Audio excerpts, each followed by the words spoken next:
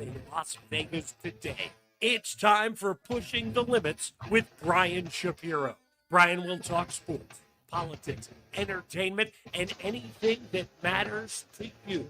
Feel free to call Brian at 702-221-7283. You want answers? I want the truth! Now, Pushing the Limits, here's Brian Shapiro. What's happening, everybody? A very, very, very happy Tuesday. Is today Tuesday? No, it's Wednesday. It's Wednesday. No, it's Tuesday. See, I forget what day it is sometimes. You know, there's so much going on in the news. I forget what day and what year it is, ladies and gentlemen. But anyway, welcome to the show. It is Pushing the Limits on a Tuesday. Thank you so much for being here. And we have a lot to get to and a lot to talk about today, of course. The Trump ass-kissers, the group of ass-kissers that are showing up in a courtroom defending Donald Trump and then speaking to the media. It really is hilarious, ladies and gentlemen. We're going to get to that, and Vivek Ramaswamy is one of them. So we'll be talking about that here in just a few minutes. And then, of course, Donald Trump is quoting all of his ass-kissers. And meanwhile, while all this stuff is going on, and for whatever reasons that I can't seem to comprehend or understand, and that there is a large contingent of those in this country that I'm going to dissect today and try to understand. And it doesn't matter to them what happens to Donald Trump in a courtroom. He could be a convicted felon. And Republicans will say that it's a two-tier justice system, that it's all politically motivated, that Donald Trump can do no wrong. And day in and day out, I get more and more frustrated with these people. These people. Because at this point, if you don't care what happens in a courtroom, and you don't care what a jury of Donald Trump's peers does, and you don't care that Donald Trump is facing almost 90 felony counts, you don't care that Donald Trump is a liable sexual abuser, an election denier who refuses to admit to losing at anything in life, quite frankly. And if you don't care about our democracy, then go ahead and vote for Donald Trump. I do. And Joe Biden isn't my first, second, or third pick. I talk about this all the time. But if the options are between Donald Trump and Joe Biden, it is an easy vote for me. Would I like to see somebody younger in office? Yes. Do I wish this was Joe Biden 20 years ago? Yes. But these are the two choices we have. And in my opinion, if you care about this country, if you care about our democracy, then the choice should be simple. But there are always going to be those that are pathetic out there that are supporting Donald Trump. The Trump knee pad wearing politicians. They were in the courtroom today for about 45 minutes. And they know nothing about the details of this case. Make no mistake about it. They have their talking points. Every single one of them do. And they go outside the courthouse to make a statement for one person, Donald Trump, and themselves. They say that this is all politically motivated, and then they leave. These people are an embarrassment to the country. It's political theater from the MAGA GOP, because they certainly have nothing better to do. They don't have any solutions to any of the problems facing this country, because if they're not lying about the 2020 election and they're not lying about Joe Biden, they're wearing the Donald Trump knee pads inside a courtroom and outside the courtroom. And one of those people is Vivek Ramaswamy, not a serious person. And I got to tell you, ladies and gentlemen, for all those people out there that would say, oh, Vivek, really smart guy, very intelligent. Why? Because he sold so many drugs, many of which do not work, to the pharmaceuticals. He made money off of it. Does that mean he's a Rhodes Scholar? I don't think Vivek Ramaswamy is he's well-spoken. I don't think he's this Rhodes Scholar, extremely brilliant guy. He is a Trump ass kisser.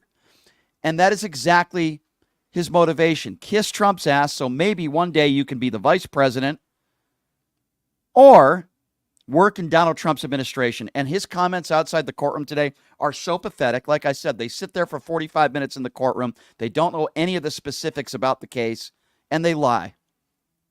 They lie for Donald Trump. Here's Vivek Ramaswamy talking about how we're living in a banana republic. This is a sham. This is not the United States of America. This is some third-rate banana republic. If this were happening in another country, we would be laughing at them as a sham democracy. I am ashamed as an American citizen to sit here in a courtroom watching the former leader of the free world, and let's be honest, likely next leader of the free world, sitting with the indignity in this dingy third-rate courtroom with fourth-rate prosecutors and a fifth-rate lawyer on the stand as a witness. Yeah, fourth-rate prosecutors and a fifth-rate witness on the stand. Oh, by the way, who hired that fifth-rate witness? I thought Donald Trump only hired the best people. This was Donald Trump's personal attorney. Who do we have to blame for that? Vivek Ramaswamy will say and do whatever it takes to defend Donald Trump with no moral compass and no dignity, if you want to talk about dignity.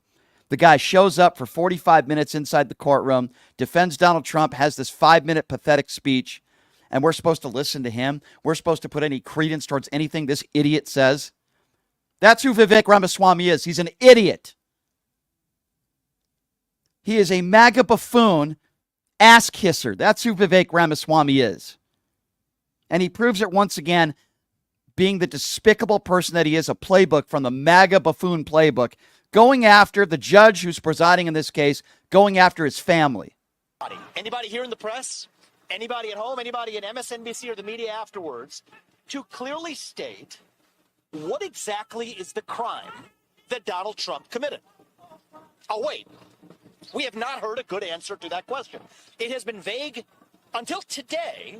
You heard Michael Cohen's testimony, after which I would say it is less clear than ever what that crime actually was. They'll say falsifying business records. Well, let's look at who did we learn falsified business records today? Yet, what, hour, 2 hours, felt like it could have been 7 hours, of Michael Cohen talking about how he falsified business records. Okay, so you have a guy who has been a perjurer in the past that is now saying he falsified business records. What is the crime that Donald Trump committed? Now, it appears to be what they might allege is some sort of bookkeeping error or whatever. The real bookkeeping that we need accounting of is Judge Merchan's own family member collecting millions of dollars as a Democratic operative, using the existence of this trial as a fundraising ploy for Democrats. This is unconscionable. Imagine if the same shoe fit the other foot. Absolutely disgusting and despicable behavior. By the way, untrue. A lot of the stuff there that Vivek Ramaswamy said about this judge are blatant lies.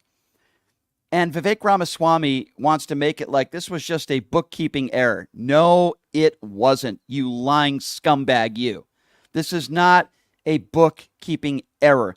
And the shoe wouldn't fit on the other foot because Joe Biden, number one, last I checked, doesn't cheat on all of his current wives or ex-wives left and right. That's number one. Doesn't have unprotected sex with a porn star and then pay her $130,000 to shut her up 2 weeks before an election. So the shoe isn't on the other foot. There's no evidence that Joe Biden has committed any crimes in his life.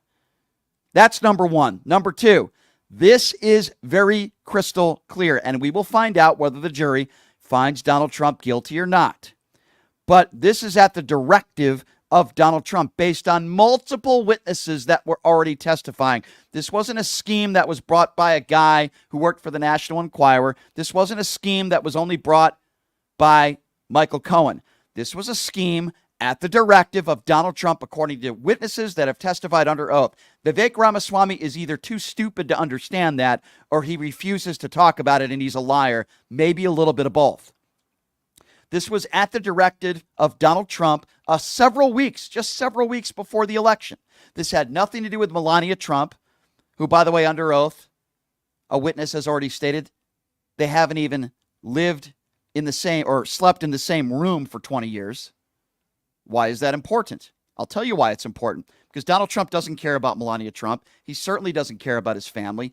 And based on multiple witnesses who have already testified under oath, this was just about the 2016 election. It wasn't about keeping information away from family members like Melania Trump. Now, here's where Vivek, the moron Trump ass kisser, says, imagine if this was Joe Biden. First of all, it's an absurd hypothetical, but listen to the moron ass kisser talk like that. Imagine if it was Joe Biden that was on trial. You had a Republican judge whose son was collecting millions of dollars as a Republican operative. What would you all be saying? This would not be justice. This is injustice at its worst. So let's go even a layer deeper, right? Because let's go even a layer deeper, actually. Yeah, he won't. Vivek Ramaswamy won't actually entertain real questions or any pushback. He just ignores it. But this would never happen to Joe Biden. Do you know why? You know why this would never happen to Joe Biden? Because he hasn't behaved in his life the way that Donald Trump has behaved. He doesn't attack women on looks. He doesn't go after POWs. He doesn't dodge the military the way Donald Trump dodged the military because of his alleged bone spurs, which there's no evidence he's ever had them. He certainly doesn't cheat on his wives left and right. He's a good husband, a good father, the opposite of Donald Trump. But more importantly, he didn't hide any information about his personal life from the American people 2 weeks before an election. He certainly didn't incite an insurrection. And if he does lose in November, he will concede, and there will be not an insurrection in Washington, D.C. I could assure you of that. So no, this would never happen to Joe Biden. Because Joe Biden's not a piece of human scum. Joe Biden is a decent man. Now, you can disagree with his policies. You can think that he might be too old. You might even think that he's unfit for the job, even though I would disagree with you. But those are conversations that are fair to have. But the bottom line here is that Donald Trump may be a convicted felon here in the next few weeks. Now, I believe that is exactly what will happen. Now, you have these people like the Vivek Ramaswamys and the J.D. Vances, showing up in a courtroom. And Mike Johnson was there as well, which is what an imbecile he is. These people know nothing about this case. They know nothing about the evidence that has been provided. They don't know anything about the case. They just show up to make their right-wing talking points, defend their guy, Orange Turd. It's absurd. So what did Donald Trump do outside the courtroom? Well, he knows he has a gag order, so what does he do? He quotes some of his Trump ass-kissers that are surrounding themselves around him because they want to be his vice president and they want to remain in power, and they know in order to do that, you have to support Donald Trump all the way. Listen to this pathetic turd quote J.D. Vance, of all people, outside the courtroom. J.D. Vance, what's going on in that courtroom is a threat to democracy, and we cannot have a country where we get to prosecute your political opponent instead of persuading voters. Did you just hear Donald Trump quoting J.D. Vance saying a threat to democracy? A threat to democracy. You see, this is how this thing works, right? You can disagree with the charges that have been filed, but Donald Trump has the opportunity to defend himself in a court of law, and a jury of his peers will decide whether he's guilty or not. That's not a threat to democracy. You can not like the charges. You can say until the cows come home that it's politically motivated, but there is no threat to democracy here. The threat to democracy is the orange turd that's on trial. The threat to democracy is the guy who said that and still says that the 2020 election was stolen. The guy who says he wants to rip up parts of the Constitution. That's the threat to democracy. The guy who said on day one, if he's in office, it'll be retribution. That's the threat to democracy. Did you see what happened on January 6th? All the MAGA Republicans want to downplay that day. Oh, it was just a riot. Not a big deal. That's what a threat to democracy is when you hear chants of hang Mike Pence and people try to overthrow a free and fair election with zero evidence of widespread voter fraud that could have changed the outcome of an election. That is exactly what is a threat to our democracy. Not the orange turd sitting in a courtroom facing consequences for his behavior and actions that I believe broke the law. And then he starts quoting another despicable human being, which is Mark Levin. Have a listen to this. For Mark Levin, let me put this as succinctly as possible. There's no crime, state or federal, with which to link Donald Trump or anyone else. This is a case looking for a legal basis. There is none. There is no crime. It's Mark Levin. Yeah, Mark Levin, the Donald Trump ass kisser. The guy who wears the Donald Trump knee pads with his stupid conservative, I know the Constitution. Are you a liberal? Mark Levin. Is there any decent human being in this country that gives Mark Levin any credibility at all? That despicable turd? If this was Joe Biden, which, by the way, it would never be because Joe Biden doesn't behave like this, Mark Levin would be the first person saying justice will prevail. But if it's Donald Trump, he'll kiss Donald Trump's ass until the cows come home. And his puffer interviews with Eric Trump and Don Jr., they're unlistenable. Never will he ever interview somebody on the other side of the aisle. The ass kissing of Donald Trump is mesmerizing to me. Mark Levin is an embarrassment to Jewish people in this country. An embarrassment. Let me be very clear on that. And then once again, even under a gag order, Donald Trump attacking the judge. But we have a corrupt judge, and we have a judge who's highly conflicted, and he's keeping me from campaigning. He's an appointed New York judge. He's appointed. You know who appointed him? Democrat politicians. He's appointed. He's a corrupt judge, and he's a conflicted judge, and he wouldn't let us go out and campaign and get rid of the scam. Every single legal analyst, even CNN, even MSNBC, they're saying, there's no case here. Thank you very much. Yeah, CNN and MSNBC are saying there's no case here? Really? Who said that? Mr. Former President, Mr. Trump? Who said that on CNN that there's, quote, no case here? The overwhelming majority of media personalities that are not right-wing idiots like Mark Levin are saying that there is a case here and Donald Trump actually may be a convicted felon. So Donald Trump is lying once again, of course. Now, this is an appointed judge, but if the argument by MAGAs and these idiots on the far right are, this is a Democrat-appointed judge, what about all the Republicans? And what about all the Republican judges that Donald Trump appointed that oversaw the 2020 election cases of voter fraud and ruled that there was no merit to it? What about all those Trump-appointed judges? You see, because they'll go after them as well. It doesn't matter whether it's a Trump-appointed judge or a Joe Biden-appointed judge. Trust me, Donald Trump and his lackey right-wing turds are going to go after them and go after members of their family. It doesn't matter. Plenty of judges that were appointed by Donald Trump shot down the alleged election fraud cases. Do we remember those? Oh, we forget about that. What if it's a judge appointed by Donald Trump? You'll hear the same nonsense. It doesn't matter. And while all this stuff is going on, Donald Trump just put out a video using COVID as why you should vote for him. Using COVID and saying Democrats are going to use COVID again to force you to wear masks and take vaccines. So that's why you should vote for Donald Trump. By the way, you couldn't pick a worse person to deal with a pandemic than Donald Trump. It's going to be gone by Easter. Do we remember that? It's going to be gone. It's going to be gone by Easter, folks. 15 cases down to 0. But Donald Trump wants to attack Democrats. And first he says, you're not really Jewish if you don't vote for me, Donald Trump. He goes after all the American Jews in this country. Now he's going after all of you, claiming that the Democrats are going to force you to wear a mask again. By the way, I haven't heard any of that. They're going to do it again with COVID when it comes back. So you better vote for me, Donald Trump, because I did such a wonderful job dealing with COVID. Only a few million people died. That's all. I did a great job. And then he wants credit for Operation Warp Speed when you have all these right-wing MAGA idiots out there that are saying the vaccines are poison.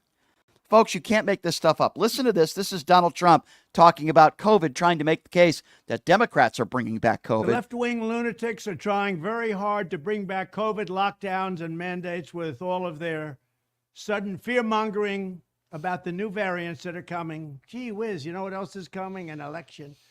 They want to restart the COVID hysteria so they can justify more lockdowns, more censorship, more illegal drop boxes, more mail-in ballots, and trillions of dollars in payoffs to their political allies heading into the 2024 election. Does that sound familiar? Does it sound familiar that Donald Trump is again trying to make excuses and trying to blame Democrats for his failures, losing the House, losing the Senate, taking over what was a really good economy? It was in shambles when he left it for Joe Biden. Nobody's tougher on China than me. Really? Then why did they build a bioweapon? I would consider it a virus that killed so many people across the world under your watch. You want to talk about protest, and you want to talk about the anti-Israel protest on universities across the country, and they want to blame Joe Biden for that. What about all the BLM protests that all of you right-wingers seem to care about? That happened under Donald Trump. Is that Donald Trump's fault? Oh, no, that's Antifa's fault. That's George Soros' fault. So when we have riots, whether it be on January 6th, that can't be Donald Trump's fault. Of course it is. Of course it is. Ask MAGA friends of yours. If Donald Trump didn't say the election was stolen and that Joe Biden cheated, does January 6th happen? Of course the answer is no. So who do you blame for that? Besides, of course, the people that committed horrific acts, beating police officers that day, stealing property, breaking in. Here's where, now this is the hilarious part, because when Donald Trump was president, he left it up to the states as far as mandates were concerned. Have a listen to Donald Trump talk about mandates. Hear these words: we will not comply. So don't even think about it. We will not shut down our schools. We will not accept your lockdowns. We will not abide by your mask mandates. And we will not tolerate your vaccine mandates. They rigged the 2020 election, and now they're trying to do the same thing all over again by rigging the most important election in the history of our country, the 2024 election. Exact words that he used before the 2016 election. Literally. Go back and look if you don't believe me. The exact words: the election is going to be rigged. The Democrats are going to cheat. Then something happened. Donald Trump won. Hillary Clinton conceded. And then for the next 3 years, we didn't hear about election integrity, and we didn't hear about an election being stolen, because it's only when he loses the election was rigged. But when he wins, everything must have gone hunky-dory perfect. That's why he's such a fraud. And any of you dummies out there that actually believe a word that this guy says, you're just as bad as he is. And then he starts talking about the mask mandates again. And again, I referred to when Donald Trump was president of the United States. He's the one who left it up to the states. He's the one who allowed the states for the closures. Republican governors and Democrat governors. It was people on both sides of the aisle. It wasn't just Democrats that was shutting things down. Have a listen to this. When I'm back in the White House, I will use every available authority to cut federal funding to any school, college, airline, or public transportation system that imposes a mask mandate or a vaccine mandate.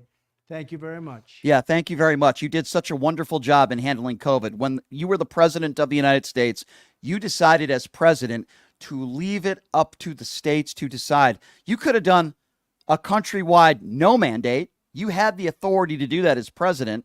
You decided not to do that. You decided to leave it up to the states because you knew they would listen to experts, both Republicans and Democrats, and there would be shutdowns, which, by the way, I had no issue with because I believe it saved a lot of lives, and so do 90% of those that are in the medical field. Yes, you're always going to get the small percentage of wackadoodle, right-wing voodoo doctors that are selling books and making appearances on Fox News. Sure, you're going to get a few of those, but the overwhelming majority of those are doing that. And this is what Donald Trump decided to do. He put out this video as a scare tactic, as fear mongering. If Joe Biden is reelected, you're going to be forced to wear a mask again. Your business is going to be shut down. All that happened under Donald Trump. Hello, dummies. All that happened under Donald Trump. I don't blame Donald Trump for that. He left it up to the states to decide. I was okay with that. And then governors on both sides of the aisle made their determinations. I was okay with that. But he's trying to blame Joe Biden for something that happened under his watch. COVID happened under his watch. The closures happened under his watch. He's the one who decided to do that. He's the one who decided to leave it up to the states. But he's so stupid, and some of you MAGA supporters are bird for brains. You don't even understand that. Where do I have this wrong? I'm going to open up the phone lines. And for you cowards out there, Brian, you're wrong. Brian, you're lying. These are liberal tears. It's easy to be a tough guy and type that out. It's easy to type that out on social media. Why don't you call into the show and tell me where I'm lying? Boy, I'd love to hear you. Or you can be a coward and roll back into your MAGA box or the MAGA basement that you're in. Okay? It's one or the other. 702-221-7283. That number to call if you'd like to be a part of the show. It's area code 702-221-7283. That's the number to call. We're going to take some phone calls on the other side. Again, that number one more time, 702-221-7283. Your calls on the other side of the break. You're listening to Pushing the Limits right here on KSHP. My name is Hunter Kane, and I'm talking with you for a call to action for our veterans in Clark County. Who is Hunter Kane? Well, I'm a decorated combat veteran, veteran community leader, and candidate for Clark County Commission. Do you know no veteran has served on the commission in nearly 30 years, which is why our veteran homelessness, unemployment, and suicide rates are out of control. So here's the call to action. June 11th, vote veteran. vote Kane for Clark County. Let's rally behind someone who's been in the trenches, who knows the sacrifices, and who's committed to making a real difference. Join the campaign by searching Elect Hunter Kane on social media or go to www.electhunterkane.com. I am Eva Olivia Chase, candidate for Nevada State Assembly District 16, Democrat with progressive ideas, including a woman's right to choose, public money for public schools, student debt relief reduction, and forgiveness. As a trans woman and a veteran, I will fight to protect the democracy of our country. Vote and support Eva Olivia Chase for Nevada State Assembly District 16.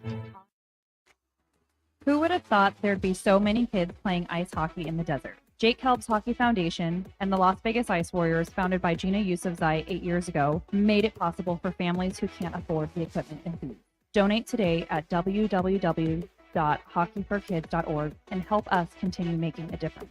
Join us in supporting Jake Helb's Hockey Foundation and the Las Vegas Ice Warriors, where every kid gets a shot at the starting line. Just a reminder, our website is www.hockeyforkids.org. My name is Hunter Kane, and I'm talking with you for a call to action for our veterans in Clark County. Who is Hunter Kane? Well, I'm a decorated combat veteran, veteran community leader, and candidate for Clark County Commission. You know, no veteran has served on the commission in nearly 30 years, which is why our veteran homelessness, unemployment, and suicide rates are out of control. So here's the call to action. June 11th, vote veteran, vote Kane for Clark County. Let's rally behind someone who's been in the trenches, who knows the sacrifices, and who's committed to making a real difference. Join the campaign by searching Elect Hunter Kane on social media or go to www.electhunterkane.com. Did you know that 99% of air conditioning issues start with airflow issues? Well, guess what? Pioneer Air has your back. They've been operating for 20 years in the industry within the Las Vegas area, large enough to handle all your air conditioning and heating needs, but small enough to know your first name. Pioneer Air focuses on preventative care, much like wellness checks for humans. They believe in wellness checks for air conditioning and heating systems to extend the life of the system you own. So what are you waiting for? Schedule your wellness check with Pioneer Air today. The number to call is 702-831-4840. Here's the best news. Mention this ad and you'll receive 10% off. Call Pioneer Air today. 702-831-4840. That number again, 702-831-4840. Residents of Las Vegas, Ward 5, are you ready for a brighter future? I would like to introduce myself, Dr. Erica Smith, your People's Choice for City Council, with a vision for progress and the fortitude to make it happen. I am committed to moving us forward. I am not just a candidate, I am a fighter for you. With myself on the City Council, you can expect a real change and a community that thrives. Vote for Dr. Erica Smith, because together we're building a better tomorrow. To learn more about me and my campaign, go to www.ericaforlasvegas.com, paid for by the Vote Dr. Smith Committee. Thank you all for joining us on whatever social media platform you're on. You can watch the show live every day, of course, on my YouTube page, which is at PTL Radio Show. At PTL Radio Show. I'm on one social media platform right now, and my phone's about to die, so you're going to have to do that. Or go on the Occupy Democrats Facebook page, the Washington Press Network. There's so many different places you can watch the show, even on my personal Twitter page, X page as well. We're taking your phone calls now and talking about the right-wing MAGAs who wear the Donald Trump knee pads that were in the courtroom today for 45 minutes. And then spoke outside the courtroom, including Vivek Ramaswamy. Just some pathetic remarks by him. All right, let's get right to the phone calls at 702-221-7283. RJ, you're first up here. What's going on, RJ? Hey, how you doing there, Brian? Good, man. What's on your mind, RJ? Hey, a couple things I want to talk to you about. First of all, you know how Donald Trump was saying that he said, the CNN say that it was a hoax, as far as his trial, it's right. A scam, and this. And before, he was saying it's fake news. Now he wants to believe that, too? On top of that? That's a good point. Yeah, only when it's convenient for him does he quote somebody on CNN. And by the way, just because 1 out of 100 people as a panelist might have said that this is a sham case doesn't mean that CNN says it's a sham case. I just want to be clear on that, too. Yeah, that's what I can't believe. He always says fake news. That's not fake news, not the sham. You understand what I'm saying? I mean, Sure. it's crazy. Yeah, no, You you're know? absolutely right. You're right. Yeah, and then one more thing I want to mention. This is the scary part of the whole thing. You know what? Trump, you say he might not have another trial till after the election. Probably Remember, not. I heard Yeah. you quote. Yeah. Here's the bad part about it. If he gets elected, all those cases he might just pardon himself on all of them. You are 150% correct, and that's why some of these people are trying to slow walk this case to as slow as possible, so that happens. You're 150% right, RJ, and it's unfortunate. It's sad. We're just gonna have to wait and see how this thing, goes. But RJ, you're 100% correct, my friend, and I appreciate your call. 702-221-7283. We have one phone line open. Let's go to Mark, who's next. What's going on, Mark? Hey, Brian, nice to talk to you again. Thanks, Mark. I want to talk about COVID and Michael Cohen real quick. Sure. COVID, do you remember it? This whole thing, COVID, was a Democratic hoax before it blew up in Trump's face. It's the Democrats that are blaming COVID. There's no such thing. It's going to be gone. Yeah. All you MAGAs out there, did you any of you inject bleach into your bodies like Trump asked you to? I'm just, questioning that. Also, it's crazy. Inject some light into you. Go under a lamp, maybe take a light bulb and shove it into your arm. Inject light into your body. That'll get go to rid of Trump. COVID. Go to Trump University and get a degree from Trump University, because that seemed to go well for so many people. Now let's talk about Michael Cohen. Sure. All right. Michael Cohen in my book is a sleaze dirtbag. Is he lying on the stand now? No, he's telling the truth, even though he lied his entire life. He has no reason to lie now. He has no reason to lie. But the truth now is because Trump, when he became president, he didn't take Michael Cohen with him. Mm-hmm. And that was a huge disappointment. And if you read Michael Cohen's books, yeah, in the books he stated he was highly upset and disgusted that Trump did him. Then he wrote the book, and Trump imprisoned him until a judge finally let him out. Yeah. So Michael Cohen's on a one-man wrecking crew to try to get Trump into prison. I don't disagree. I don't disagree. What would you? Crystal ball, Brian, I have a crystal ball. In October, the caravans are all coming. Yeah, yeah. Well, what do you make? What do you make of the caravans of MAGA politicians that have showed up in the courtroom the last couple of days? They show up, they sit there for 30 to 45 minutes, and then they hold their stupid press conference. What do you make of these idiots? There's a reason for that, because the people that are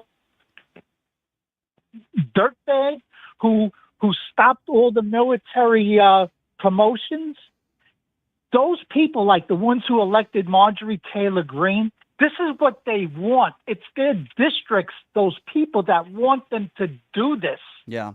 If it was up to a national election, they would be thrown out of office. But politicians do what their districts want them to do to stay in power. Well, I got to tell you, you're right, and I appreciate the call. I got to tell you, these people like the Mike Johnsons and the J.D. Vances and the Vivek Ramaswamis, they have no backbone.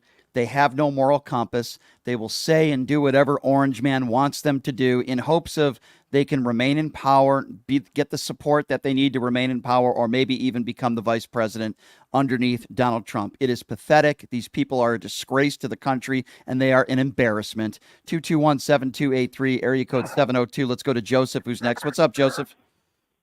Yeah, hey, Brian. Calling from California. And hearing what you say, I'm about as frustrated as you are about Trump.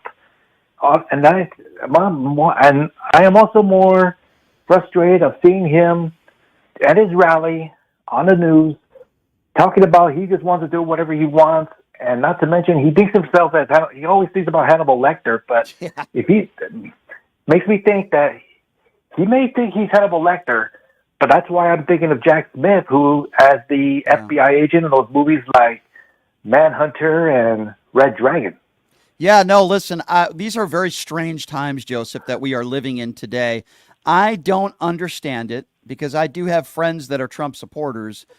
We never usually talk politics, but the people that I have on this show, I don't understand how anybody could vote for Donald Trump today. And if you want to talk about policies, I'll be happy to get into that conversation with you. But even if you like every single one of Donald Trump's policies, how on earth can you support a man to be the leader of the free world that has behaved and lived his life the way that Donald Trump has? I just don't understand it. These people have no moral clarity. They have no moral compass. Tax breaks, the biggest tax breaks to the top 1% in this country were under Donald Trump. And a lot of the people that I talk to on this show, guests and people that I call in, do not fall under the top 1%. Yet they want to talk about Donald Trump's policies. And he ran in 2016, if you recall, Joseph. He ran in 2016. We're going to build a wall. Mexico's going to pay for it. And I'm going to hire a special prosecutor to go after Hillary Clinton. He didn't do either. 17% of the wall was built. Mexico didn't pay a dime. He never hired anybody to go after Hillary Clinton. They were all lies. So if you want to talk to me about Trump, the policymaker, he brought up, he took on an economy that was thriving, left by Barack Obama. If you remember, George W. Bush 8 years prior left him a terrible economy. Obama turned it around in 8 years, and Donald Trump spent more money in 4 years than Obama did in 8. And it was Nikki Haley on a debate stage. If you want to talk about all the debt that this country is in, don't look at Democrats, look at Republicans, and look at people like Donald Trump. But the MAGA crowd out there can't spell the word fact. They can't spell the word fact, and they just don't care. They hate Joe Biden so much, and they hate Democrats so much, and they'll do and say anything to believe anything that Donald Trump says, and it's scary. And I agree, and I also agree on that one. And not to mention, ever since I've been watching those previous episodes of your show, talking about Michael Cohen, I'm hoping that Michael Cohen has enough evidence to put Trump away. That's what I'm worried about. And to mention those MAGA Republicans who are watching the court right now, that makes them that's why I see them so stupid. They can believe anything. They just want, that's all they say. They just want to see Michael Cohen as a liar. But me personally, I say that guy is telling the truth. Even Stormy Daniels told the truth about Trump. I agree. These are some of and I appreciate the call out there in California. These are some of the dumbest people America has to offer. Many of these people are middle-aged white people that are uneducated, that maybe attended Trump University. The other people that might be semi-intelligent people, but they certainly are not educated when it comes on facts on policy and the things that Donald Trump has done. And then you have the extremely wealthy people that don't care. They know that if they're in the top 1%, that Donald Trump is going to save them money on their taxes, right? Donald Trump says he's not campaigning. Oh, no, he is. He's campaigning with the wealthiest 1%. Because he wants their vote and he wants their money. It's as simple as that, ladies and gentlemen. 702-221-7283 is the number to call if you'd like to be a part of the conversation. Coming up next, we have Kathy. Kathy, what's going on, Kathy?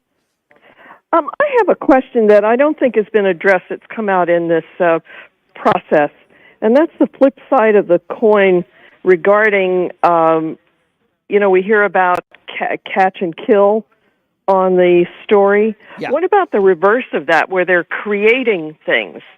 And perhaps there's someone out there who's better versed in media law than I am, but I would think that these organizations, such as the Inquirer, have voided their Sullivan protections. Yeah. Well, and nobody's talking about that. Yeah, it's you're right. Malice. I mean, this reeks of malice. I hear what you're saying, Kathy. The problem is when you're a private entity, you do have the right to buy a story. You do have the right to do what some of these media companies have done, and probably, I would imagine, will continue to do. Unfortunately, it's the nature of what is a very, very dirty business, right? I'm not arguing. I'm not addressing the catch and kill angle. It's the reverse of that, where they knowingly publish or broadcast false information with the intent of harming a political opponent of Trump. Well, I'm with you there. I mean, there's they lose their Sullivan protection. I agree. So there's where defamation lawsuits can come into play. And for example, look at what Fox News did with the Dominion voting machines. Right? They were sued for over $800 million, and they lost.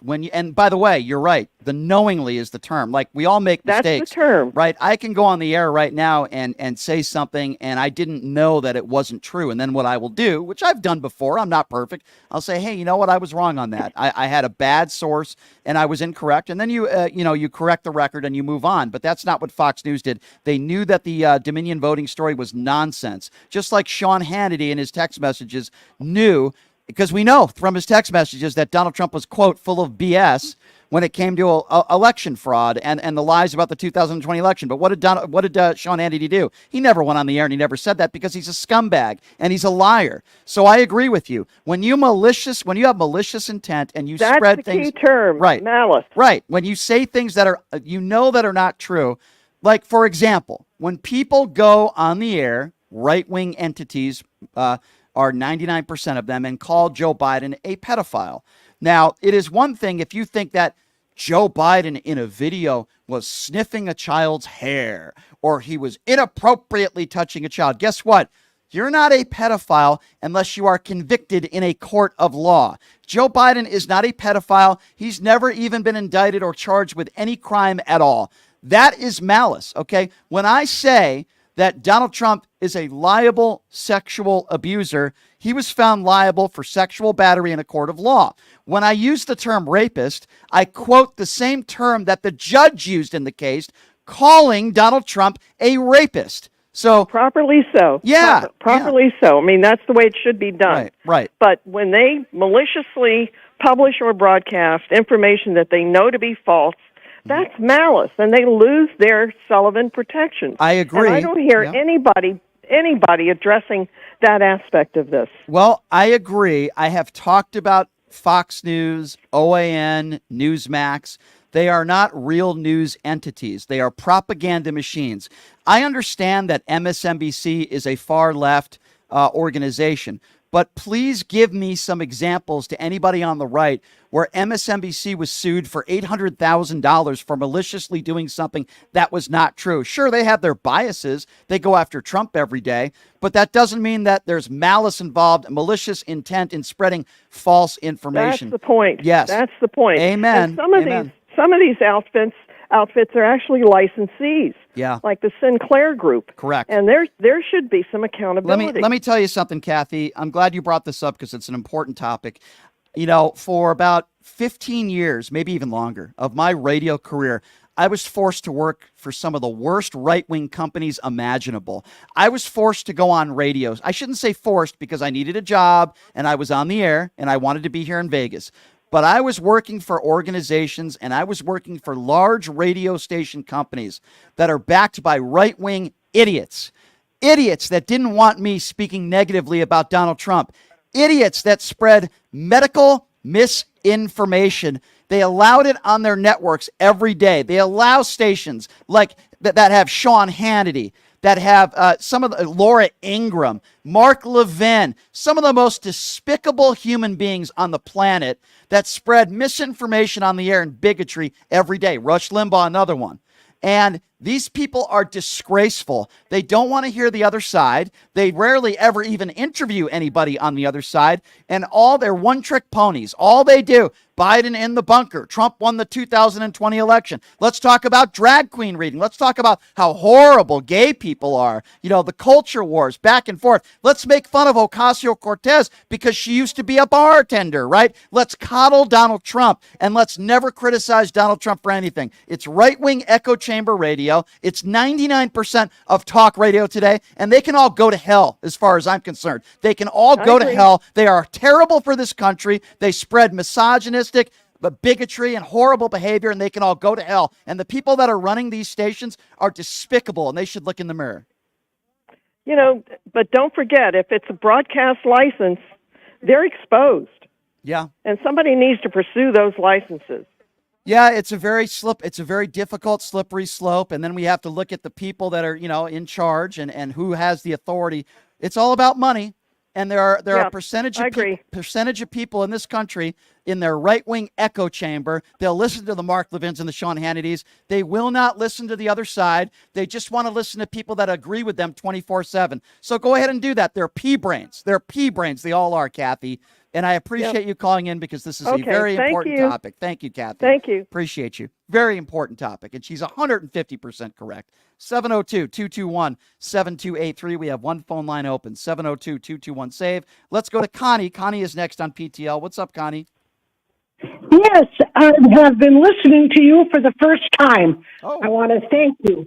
I want to thank you for the truth that you're putting out there. I appreciate that. Thank you. Where are you calling from? I am calling from Western Massachusetts, a little town called Holyoke. Well, I gotta Yes. tell you, lovely lady, I grew up a huge Boston Celtics and Boston Red Sox fan. I grew up very close to Massachusetts in Hartford, Connecticut, and I love Boston and I love Massachusetts. A lot of great people there. Excuse me, did you say East Boston? I grew up a huge Boston Celtics fan. Yeah, I was a big Boston. Oh, you okay. Yeah. Because I grew up in Boston, went back there to go to college. Well, all right. I love it. I was born a Democrat. I didn't know it at the time, but I was born a Democrat. Understood. So what do you make about what's... I'm an 85-year-old retired teacher God who bless was you. married to a social studies teacher Wow. who today would have been shouting from the treetops what is wrong with the educational system Yeah. in some of these areas. You know, it's a good But- point. It's a good point. We have our issues here in Las Vegas as well. But I will tell you that I think there are more intelligent, logical people, educated people in this country than there are not. And many of the uneducated people in this country are voting for Donald Trump. Many of the uneducated people in this country believe every word that this guy says, whether it be about the 2020 election or anything. But I would like to think there are more level-headed, intelligent people like you, like myself, who are not going to be voting for a liable sexual abuser, who will not be voting for a man who I believe incited a January 6th insurrection and attacks our democracy. And I'm hopeful that that is what is going to happen in November. That is right on, Brian. That is the truth. So help me God. Mm-hmm. I have a family behind me that feels the same way. Well, God bless you. I'd like to think there are more people out there like you. There are good families out there and intelligent people out there like you, not because you're a Democrat, but because you're a logical American that cares about our democracy. You care about the American people in the same way that I believe Joe Biden cares about people as well. He is a man of empathy. Donald Trump has never felt empathy his entire life for anybody. Because Joe Biden had to grow into who he is. Right. He wasn't born with that silver spoon. Correct. He wasn't given a $500 million company from his dad. Listen. Right. Listen, I come from a union family, be it union for teachers or union for bartenders or union for restaurant workers. Well, God bless you. Spread the word in good Massachusetts, and I love my people out there in Massachusetts. I get a lot of callers from New York as well. They don't get along with their sports teams, but they certainly get along for the most part when it comes to politics. And I love people back east. I love New Yorkers. I love Bostonians. Some of the best bars on the planet, by the way, are in downtown Boston. Let me tell you. Believe me, I visited a few. And Seth Moulton, comes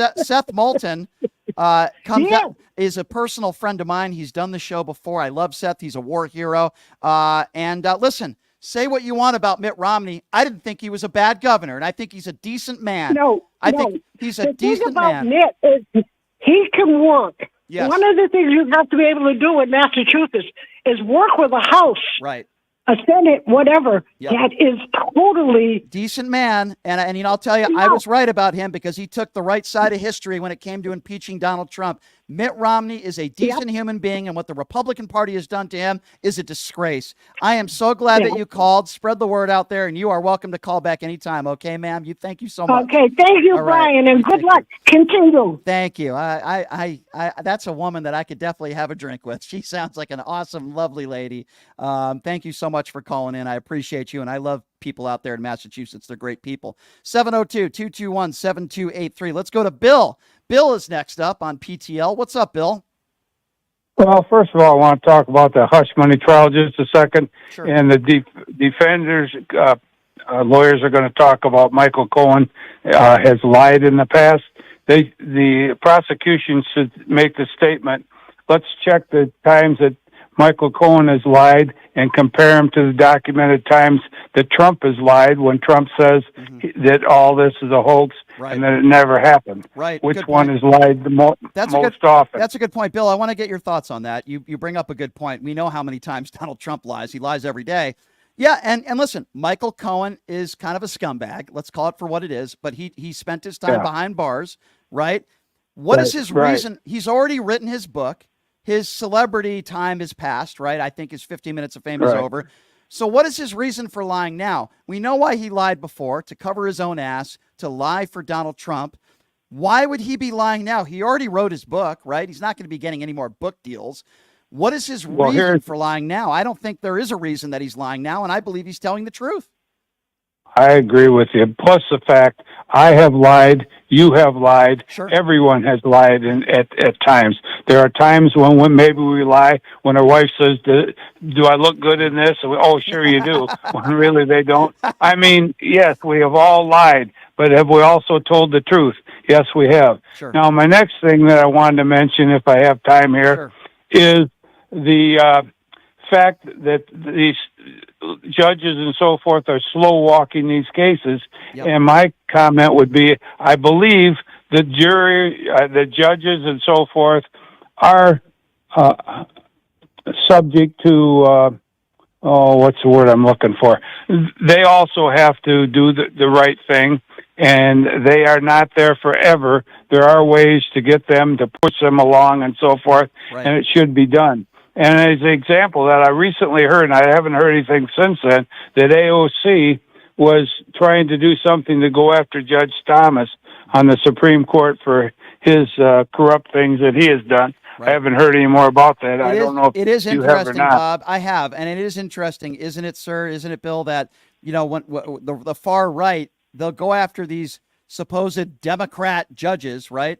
But yet when it comes to a guy like Clarence Thomas, you couldn't find somebody more corrupt than him, but you'll never hear the alt-right ever criticize Clarence Thomas or his despicable wife. You'll never hear them talk about that. Why is that? Because Clarence Thomas is one of the main reasons why Roe versus Wade was overturned. There are other Supreme Court justices like Kavanaugh and Barrett and others, but Clarence Thomas is the mouthpiece for the corrupt far right in this country. They'll never, ever go after him, but God forbid there's a judge that might vote Democrat. So that means that that judge could never preside over a case fairly. It's the most ridiculous thing I've ever heard in my life.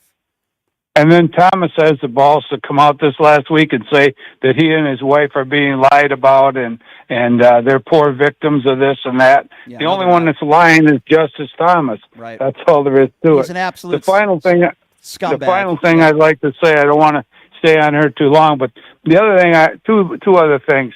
I want to say that if I were a prosecutor in this case, because one of the things that's going to come up is beyond a reasonable doubt. I hear that all the time.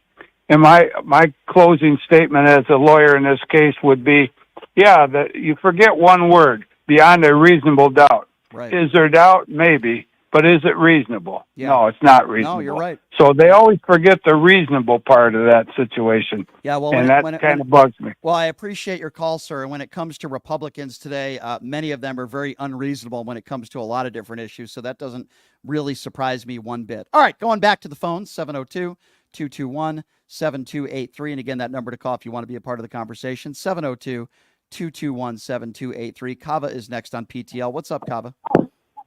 Hey, Brian. How are you today? Hey, good, man. So I wanted to touch on something you were talking about before when you were calling out Trump for his, what's it called, the insurrection and stuff. Yep.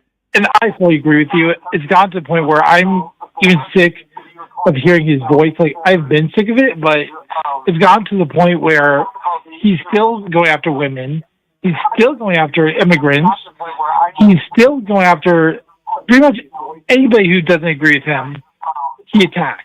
It's got to the point where, why are the judges not putting this man behind bars? Well, I think you should. I think if it was you or me, we'd be behind bars by now. I don't think there's any question about that. I don't care whether it helps him politically or not. The bottom line is nobody should be above the law. And there are there is a contingent of people in this country that think that Donald Trump deserves immunity, which is absurd. It's absolutely absurd. I don't know how anybody could think that way. and I don't understand because before when you were talking about how he said he wanted to grab women, you know what I mean, and yet everybody is trying to defend him. It makes no sense at all. Well, luckily It's not everybody's defending him, but boy, there's a lot of Republicans that are, and I certainly I take issue with that. And I'm sick of it. Yeah, listen, back in 2016, even before 2020, obviously I didn't vote for Donald Trump in 2020. But when people said, well, I like his policies, that's why I'm voting for him. Guess what? That ship has sailed, man. That is not an excuse. That is not an excuse to defend this guy's behavior, the way he's lived his life, and the attacks on our democracy. I'm sorry. I've had it. I've had it with people that want to talk about, well, I like his policies. Kava, I do appreciate your phone call, sir. Thank you very much. 702-221-7283 is the number to call. Let's go to Jim. Jim is next up on PTL. Hi, Jim. What's going on? Jim, I just lied. This is Bill again. I just want to make one more statement. My statement is I don't think enough attention is being given to the people that surround the president, the people they put in posts of importance. Trump, almost everyone he's put in has either been served time in prison or has been indicted for something. They're very important. The cabinet members and so forth. No, I'm with you, my man. I'm with you 150%. I appreciate you making that point. I appreciate you. 702-221-7283. Let's go to Tom. Tom is next up on PTL. What's up, Tom? Hi, Tom. This is Tom. Hello, Brian. I was going to say from Syracuse. I'm also a Boston fan, and I've got several friends there that I really appreciate, and they're anti-Trumpers too. So good for them. I'm on their side, man. Yeah. So anyway, what I want to talk about, because it makes me cringe. Maybe I am defending him, but Michael Cohen is not a scumbag. I listened to him in several interviews. I've read his book, and I thoroughly am convinced that he was caught up in the fame and all of that Trump offered. Okay, but hold on. Let's backtrack. So, he might have been caught up in the fame. He still lied to the American people. He lied to he lied to the FBI. He's a convicted felon. I'm not saying everybody who's been a convicted felon is all scumbags, right? People make mistakes in life, and I do understand that. The reason why I call him a scumbag is this. He has profited, and he has made money off of doing really stupid and horrible things. I don't respect anybody that does that. For example, I'm not calling him a murderer, but when you look at people like George Zimmerman and others that do horrible I'll even compare him to a Kyle Rittenhouse, right? Kyle Rittenhouse, and I know Mr. Cohen isn't embraced by the right or anybody, but, Kyle Rittenhouse did something very stupid, not illegal according to the courts, but really dumb, and he's profited off that. I would call Kyle Rittenhouse a scumbag. Michael Cohen has profited off of doing really terrible things at the hands of coddling to Donald Trump. That is very scummy, and that is why I call him a scumbag. Now, if he's telling the truth now, which I would assume that he is, I appreciate him doing that, and I appreciate him owning to his mistakes. But I still think the things he did in the past were scummy, and then profiting off of it, not donating it to charity, but profiting off of it makes you a scumbag. That's just my sorry, our computers are going crazy. I don't know what's happening here. But anyway, go ahead. Yeah. So I guess I'm going to have to disagree with you to that extent. But anyways, I did read his book, and I did like his take on what had happened and why he did what he did, and I agree with everything that he says. And he's very outspoken. I would love for you to get him on your show. That would be, something that I would love to see. He's pretty busy right now. He's on the stand. But I would certainly welcome him on this show, and I would certainly challenge him like I do for anybody on either side of the aisle. I'm sure we'll be able to get Michael Cohen on the show, and I'm sure we will do that moving forward. But good to hear from you, my friend. Stay safe out there in New York, all right? Okay, will do, Brian. All right, you got it. All right, so here's what we're going to do. If you want to watch the rest of the show, you could be watching on the Occupy Democrats Network, which is great, the Washington Free Press Network. If you're on other social media platforms, hey, subscribe to my YouTube page where you'll be able to watch the rest of the show. It's at PTL Radio Show. Again, at PTL Radio Show. We are going to take more calls on the other side. If you're wondering what that number is, it's 702-221-7283. Again, 702-221-7283. I also want to tell you guys about big supporter of this show, and I'm a supporter of theirs as well, what they do over there at Pioneer Air. I got to tell you, I walked into a home yesterday. It was 90 degrees. I said, man, you got to put the air conditioning on. You got to have Pioneer Air come out and check out your air conditioning services. And he's going to do that. No better company to do it than Pioneer Air. And if you call their number right now, you're going to get a $150 VIP membership, absolutely free, no catch. They're going to give you scheduled maintenance for up to a year of your home air conditioning services, no catch. It's just like getting a free oil change. 702-703-6346. And again, that number, please give them a call, 702-703-6346. Pioneer Air, free scheduled maintenance, dedicated hotline, repair discounts, extended warranties, and more. Tell them that I sent you over there at Pioneer Air. All right, we're going to take a quick break. We're going to take more phone calls on the other side. I want to get some predictions. How do you guys think this hush money case is going to pan out? Is Donald Trump going to be a convicted felon? We'll talk a little bit about that. What do you make of this audio that I've played? And maybe we'll play a little bit more for you when we come back of Vivek Ramaswamy, just a complete clown in front of the courtroom today. Ass kissing, the Donald Trump ass kissing is just getting worse and worse. Mike Johnson was out there too. What a joke. So we're going to get your thoughts on that as well when we come back. And then later in hour number 2, I'm actually looking forward to having this conversation with a friend of mine who is in this industry. He owns a bar here in town called Jackson's Bar and Grill. I hear about tipping. What is the proper tip for a bartender? What is the proper tip to somebody who just won a jackpot on a slot machine? I mean, this doesn't just apply to Vegas. It applies to people all over the country and really all over the world. How are you supposed to tip people? If you win 10 grand, are you supposed to be dishing out 2 grand because somebody served you a drink? Well, Brian Slibbuck's going to talk to us about that in hour number 2. So I'm looking forward to that later in the show. Again, the phone call if you want to join, 702-221-7283. It's so funny because all these Trump MAGAs out there, they're so afraid to call in. They're so afraid to have a debate. Maybe they don't think they're worthy. Maybe they don't think they're smart enough. And hey, you know what? They might be right. I give them credit. They might be right. But don't do it because you're scared. Don't do it because you're afraid to call in and you're nervous. I will give you the opportunity. If you are supporting Donald Trump either way, I want to dissect your brain. I want to know why. Why at this point would you vote for Donald Trump over Joe Biden? I want to hear from you. Again, that number is 702-221-7283, and we'll take your phone calls when we come back. You're listening to Pushing the Limits right here on KSHP. There'd be so many kids playing ice hockey in the desert. Jake Helps Hockey Foundation and the Las Vegas Ice Warriors, founded by Gina Yusufzai 8 years ago, made it possible for families who can't afford the equipment and food. Donate today at www.hockeyforkids.org and help us continue making a difference. Join us in supporting Jake Helps Hockey Foundation and the Las Vegas Ice Warriors, where every kid gets a shot at the starting line. Just a reminder, our website is www.hockeyforkids.org. Residents of Las Vegas Ward 5, are you ready for a brighter future?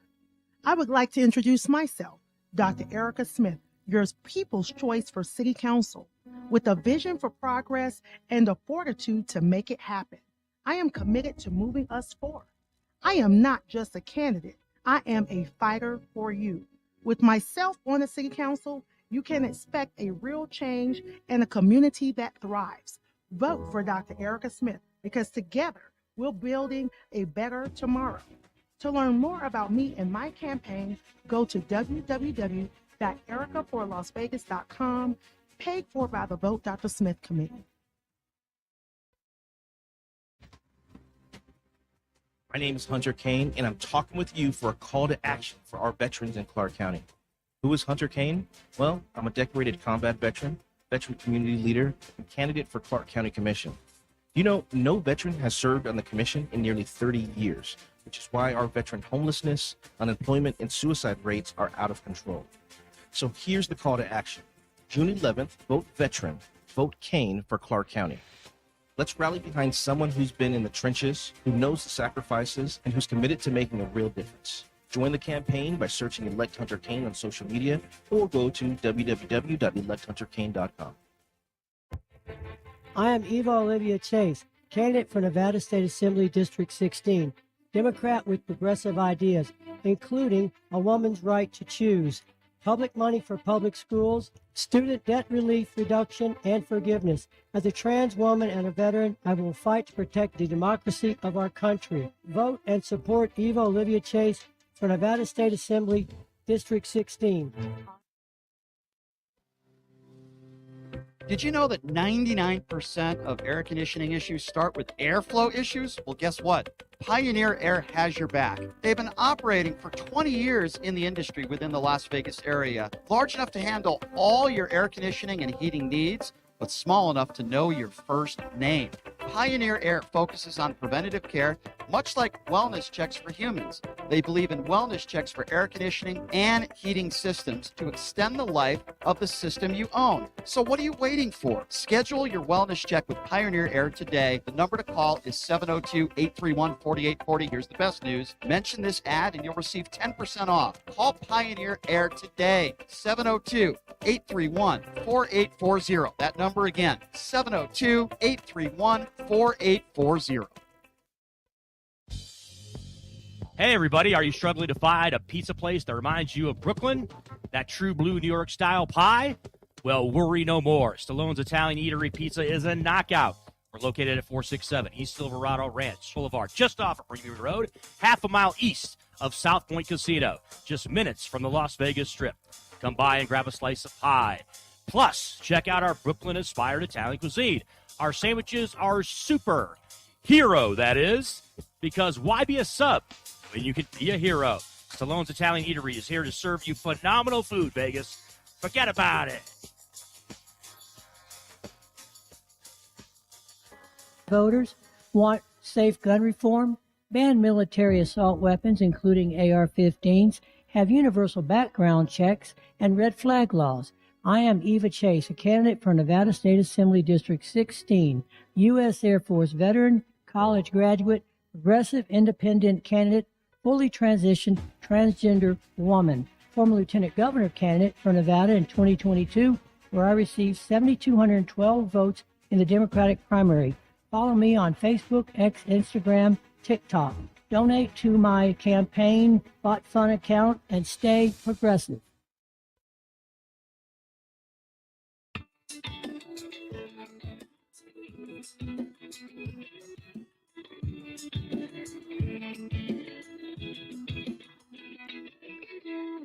All right, welcome back. It is Pushing the Limits. As seen on InfoWars and The View. Yes, I can say that now. Welcome back to the show.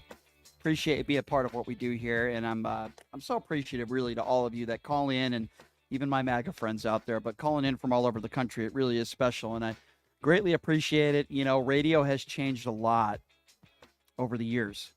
You know, it never really used to be about social media and pushing TikTok and Twitch, you know, and X and YouTube, but it certainly has changed over the years, and I have done my best to adapt to it. But there's no better feeling, really, for me anyway, when you get to do a radio show that is growing by the day, and not only growing right here in Las Vegas, but growing throughout the country where I get calls from everywhere. It really is special, and I certainly don't take that for granted.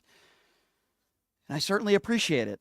And I guess some of you certainly appreciate Michael Cohen taking the stand today. I'm going to give you some updates on what we've heard over the course of the last hour or so. He's being cross-examined by the Trump defense team. So Trump attorney Todd Blanche is going through, and this is quite funny, actually. I got to say, I'm enjoying this. He's going through some of the insults that Michael Cohen has said against Trump over the last several years.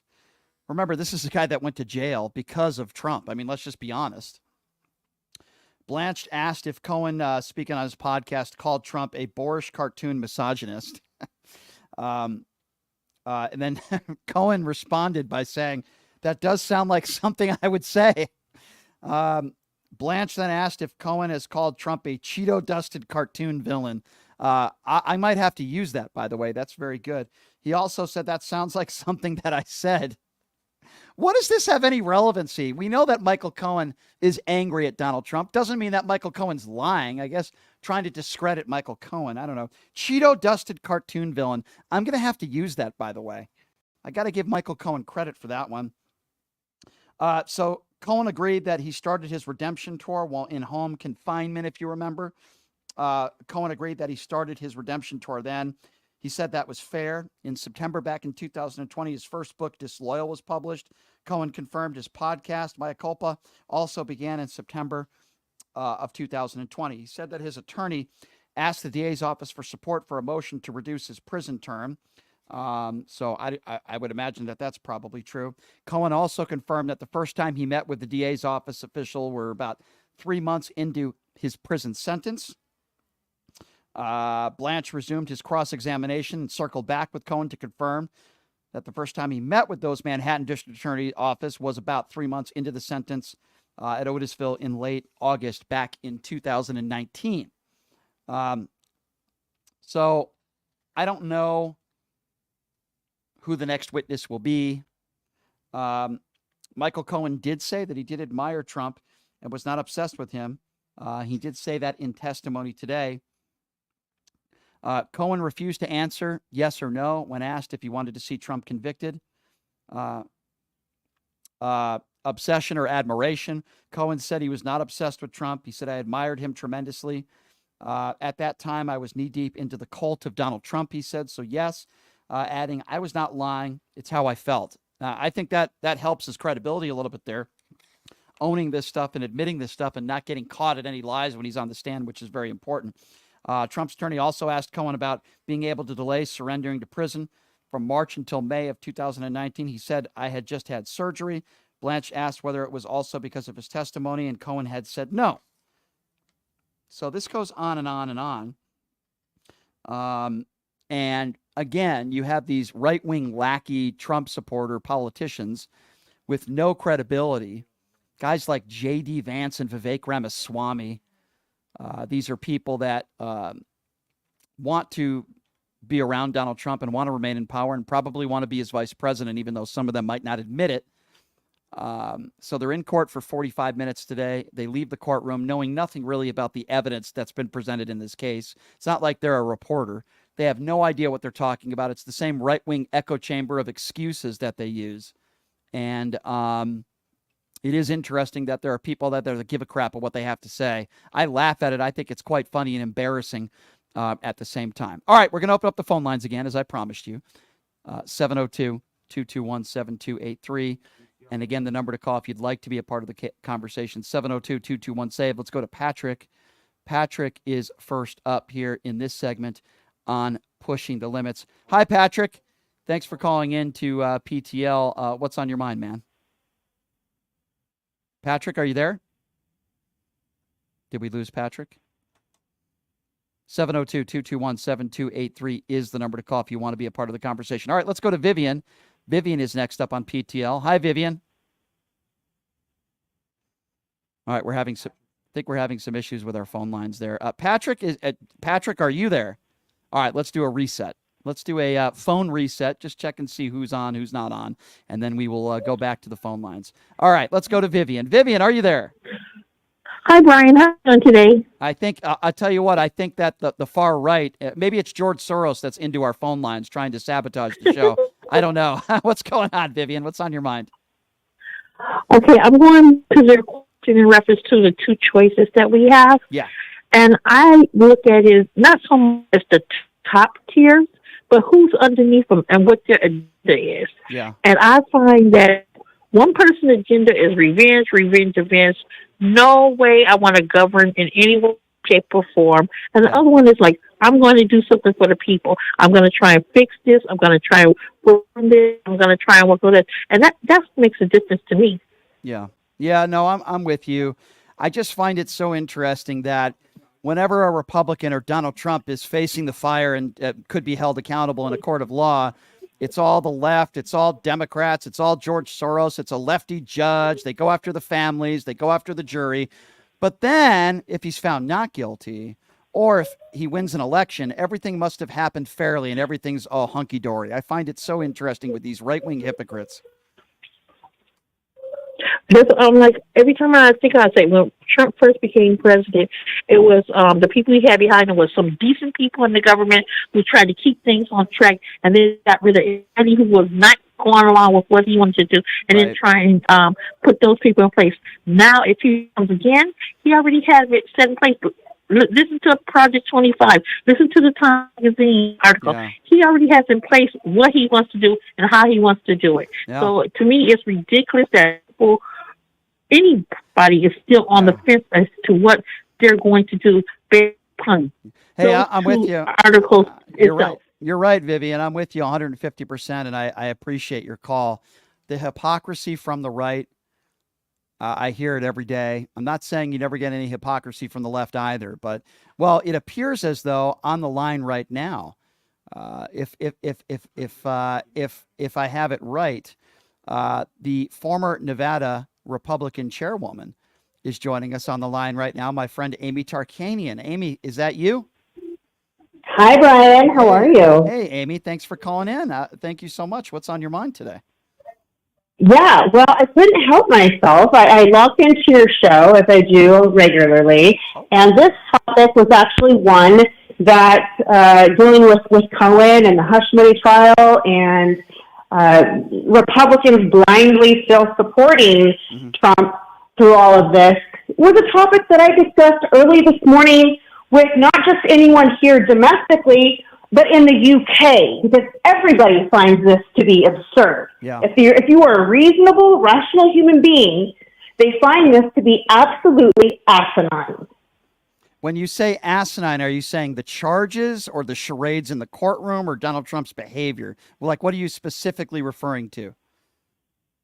Sure. Well, I think the fact, number one, that unfortunately, we don't have the main focus on the way that this payment was being alleged as illegal, right? I mean, we know that there was $130,000 that Michael Cohen took a loan out on his home to make the payment, and then later on, he was reimbursed by double the amount because of interest. Right. And then it was improperly put into the accounting books, into the ledger. Yep. And that's where he's going to find himself in a world of trouble. Right.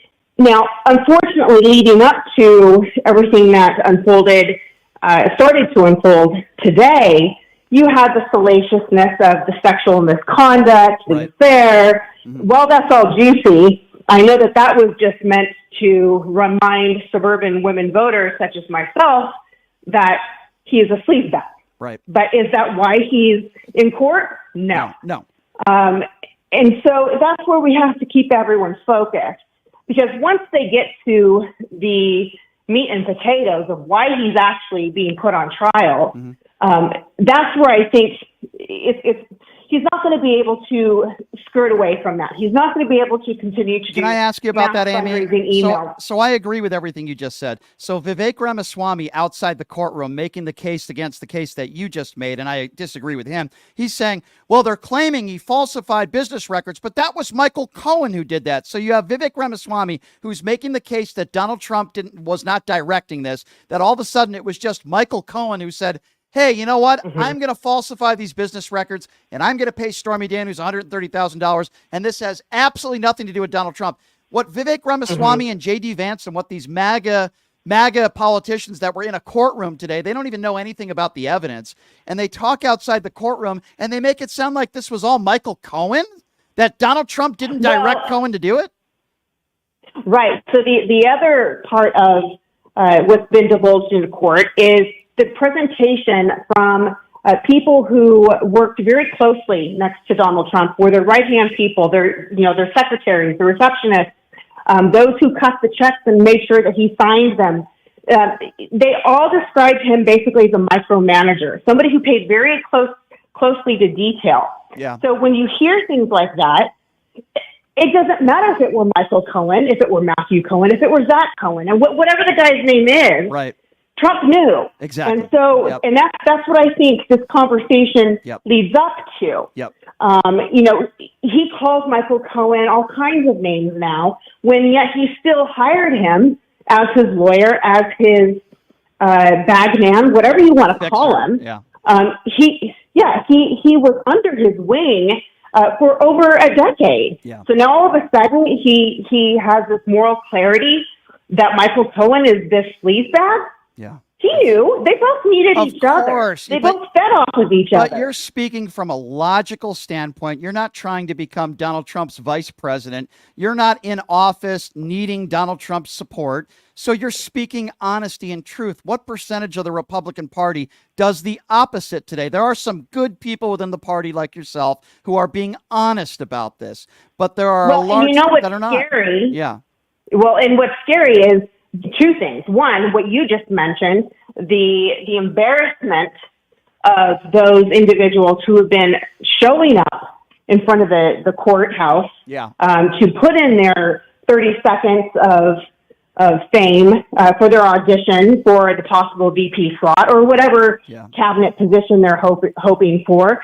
They are degrading themselves in the process, as well as degrading, I believe, the Republican Party by showing up to this clown show or making it a clown show, because it's a very serious topic. It is. And they're making this not serious. Yeah, no, you're right. It's turning it into a joke. Yeah. And then I think the second problem we have is the United Kingdom interview that I'm alluding to that I did this morning.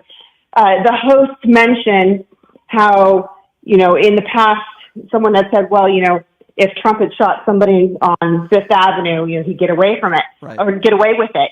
And I said, well, it's interesting that you mentioned that, because there was an interview by a Trump supporter, I believe it was at the New Jersey rally, and she point blank says, if he were to murder somebody on the steps of the White House, I would still support him. That's ludicrous. It's worse than ludicrous. These people are despicable. Now, with that, I have to ask you a question. By the way, if you're just joining us, the former Republican chairwoman of the great state of Nevada has called into the show, Amy Tarkanian, and I'm grateful she has. So, Amy, I know you pretty well. I know this is a difficult question for you to answer. I always ask it to you.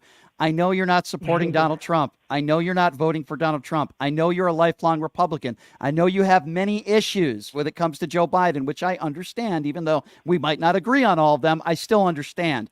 With that being said, I think we can both agree, unless something catastrophic happens and there's some horrible health issue that happens to either Joe Biden or Donald Trump, and we are obviously not rooting for that, it's going to be either Joe Biden or Donald Trump. It's not going to be Robert F. Kennedy Jr. He did the show last week. Seems like a nice man. He has no chance. Will you break news on this show right now today? And even if it's regretfully, can you tell me in the voting booth in November that not only will you not be voting for Donald Trump, but there's a strong possibility that you could vote for Joe Biden? Is there at least a strong possibility? There's not a strong possibility that I would vote for Joe Biden, but I will tell you I'm also not voting for Donald Trump. I'm really disgusted and disappointed with our options. I'm truly, truly hoping and praying. I don't wish ill upon anyone, but I'm hoping that the Democrats wisen up and somehow nominate somebody else at their convention. I don't see that happening, unfortunately, on the Republican side, since the RNC is, basically taken over by all of the Trump supporters. So I don't know. I don't know. I wish I had the answer for you, because this is the first time ever since I've been allowed to vote, I am at a complete loss for words. So that's saying something. And I don't think they're going to nominate, either party's going to nominate anybody else. That's the only reason why I ask you that question. You know what I mean? Because it's either going to be Donald Trump or Joe Biden. So you're obviously going to have a very difficult decision to make. And I understand that there are a lot of okay, let me ask you this. Under any circumstance, you're not voting for Donald Trump. Is that a fair statement to make? Can I get you on that at least? Okay. So correct me if I'm wrong. It's either going to, and you're, again, the former Nevada Republican chair, that's a strong statement to make. It's either going to be, most likely, and you tell me if you disagree, you're either going to vote for Joe Biden or you're not going to vote at all for the presidency. Is that fair? let's say that's more of a possibility than the strong possibility. And I though. have a lot more respect for Republicans like yourself that it could at least answer the question in that way. What do you say to people like the J.D. Vances and the Vivek Ramaswamis and the just Republicans in general in this country? They hate Joe Biden so much that they're okay with supporting Donald Trump. What do you say to them? And you know what? I don't even know if it's that they hate Joe Biden so much. I think they are just so self-absorbed. They are showmen. They are gaslighting, manipulative jerks. And so, what is it? Birds of a feather flock together. Yeah. That's how the saying goes. And we've witnessed it here, in Nevada at the state level and at the county level. I mean, it started up from the top with the misbehavior, and everyone thinks it's acceptable to, either be a bully or a thug. You know what, Amy? I think that these people are just, they feel at home with this kind of behavior. And that there's too many Republicans within the party today that are taking for granted or maybe just complicit when it comes to people like you. I think there are a lot of Republicans, you're outspoken about it, but I think there's a lot of Republicans that feel the same way you feel. They're just not saying it, but they're going to show it in November. Either they're not going to vote for Donald Trump or they're going to vote for Joe Biden. And if Joe Biden wins in November, it's going to be probably because of people like you, moderate Republicans. Even if you don't vote for Joe Biden, you're not voting for Donald Trump. So we're going to have to wait and see what happens here, Amy, but I'd love to get you back on the show after this trial and kind of get after the verdicts are read and maybe get your thoughts on that, if that's okay. Yeah, of course. Yeah, but in the meantime, I tell you what, the Biden White House is a hot mess across the board, and I just don't see how they continue with him as their nominee. I really don't. That's a whole nother segment. That's a whole nother segment, and they do have some problems. There's no question about it. I'm not going to deny that. And I've talked about that, and Joe Biden needs to get out there and campaign more. Our vice president needs to get out there and campaign more. I've suggested they go on Fox News. They go on right-wing networks. They have to get out there more because I'm not sure what they're doing now is working. If they can run on their record, which I believe maybe they can, they have to spread that word more and get out there a little bit more. But I'd love to have you back on to talk about that. I tell you, yeah, I will. And I'll give you just two more examples of who I think they need to put out more in the forefront. And this senator has really surprised me, but Senator John Fetterman. Yes, I love John. I think he's done an excellent job since he's healed. And then also Senator Coons. And I think that he is a great example of how to get the message across to people who maybe don't quite understand the nuts and bolts, and you can break things down easily. Yeah, no, I'm 100%. Fetterman is great, but I said this about this guy when he was running against Dr. Oz. I said, I know the guy just I've always been a fan of his. Why? Because I think he's honest, he's fair, and he doesn't give a crap what people say. About and he doesn't always agree with the president on a number of things, which is great, but then he explains why. Right. He's very articulate. He's very articulate. And I'm not even going to say the name of this right-wing moron who does a radio show here in Vegas. He continues to call John Fetterman brain dead. And I'm thinking to myself, do you know how many Republicans out there respect John Fetterman and his take on Israel?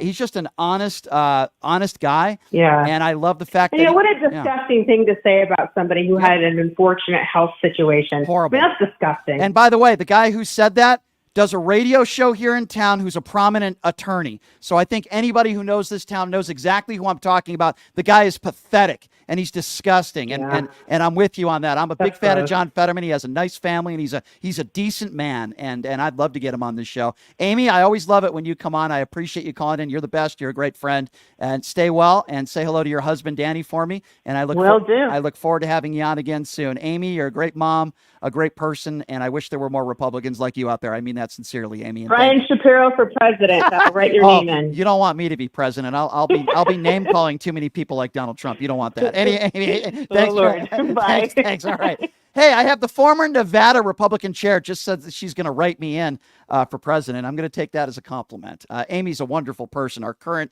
chair is a criminal as far as I'm concerned. Mike McDonald, or as I like to call him, Michael Ronald McDonald. It's just It just it's sad where we are today. I wish Amy was still the chairperson. She's a woman of dignity and character. Speaking of character, John Ralston's going to be joining us on the show Friday. He's got a thing or two to say about a lot of things going on in D.C. and right here in the great state of Nevada. Coming up next, ladies and gentlemen, we're going to switch topics a little bit, but it's a topic that certainly probably affects all of us. Tipping, whether it's gaming tipping, you hit a jackpot in a casino, or you're at a restaurant. The guy joining us, he owns Jackson's Bar and Grill. I've gotten into good discussions with him on this topic. I said, let's do it on the air. Brian Slipbach with Jackson's Bar and Grill next, right here, Pushing the Limits on KSHP. My name is Hunter Kane, and I'm talking with you for a call to action for our veterans in Clark County. Who is Hunter Kane? Well, I'm a decorated combat veteran community leader, and candidate for Clark County Commission. Do you know no veteran has served on the commission in nearly 30 years? Which is why our veteran homelessness, unemployment, and suicide rates are out of control. So here's the call to action. June 11th, vote veteran, vote Kane for Clark County. Let's rally behind someone who's been in the trenches, who knows the sacrifices, and who's committed to making a real difference. Join the campaign by searching Elect Hunter Kane on social media or go to www.electhunterkane.com. I am Eva Olivia Chase, candidate for Nevada State Assembly District 16. Democrat with progressive ideas, including a woman's right to choose, public money for public schools, student debt relief reduction, and forgiveness. As a trans woman and a veteran, I will fight to protect the democracy of our country. Vote and support Eva Olivia Chase for Nevada State Assembly District 16. Who would have thought there'd be so many kids playing ice hockey in the desert? Jake Helb's Hockey Foundation and the Las Vegas Ice Warriors, founded by Gina Yusufzai 8 years ago, made it possible for families who can't afford the equipment and food. Donate today at www.hockeyforkids.org and help us continue making a difference. Join us in supporting Jake Helb's Hockey Foundation and the Las Vegas Ice Warriors, where every kid gets a shot at the starting line. Just a reminder, our website is www.hockeyforkids.org. Residents of Las Vegas Ward 5, are you ready for a brighter future? I would like to introduce myself, Dr. Erica Smith, your people's choice for City Council. With a vision for progress and the fortitude to make it happen, I am committed to moving us forward. I am not just a candidate, I am a fighter for you. With myself on the City Council, you can expect a real change and a community that thrives. Vote for Dr. Erica Smith, because together we're building a better tomorrow. To learn more about me and my campaign, go to www.ericaforlasvegas.com, paid for by the Vote Dr. Smith Committee. Did you know that 99% of air conditioning issues start with airflow issues? Well, guess what? Pioneer Air has your back. They've been operating for 20 years in the industry within the Las Vegas area, large enough to handle all your air conditioning and heating needs, but small enough to know your first name. Pioneer Air focuses on preventative care, much like wellness checks for humans. They believe in wellness checks for air conditioning and heating systems to extend the life of the system you own. So what are you waiting for? Schedule your wellness check with Pioneer Air today. The number to call is 702-831-4840. Here's the best news. Mention this ad and you'll receive 10% off. Call Pioneer Air today. 702-831-4840. That number again, 702-831-4840.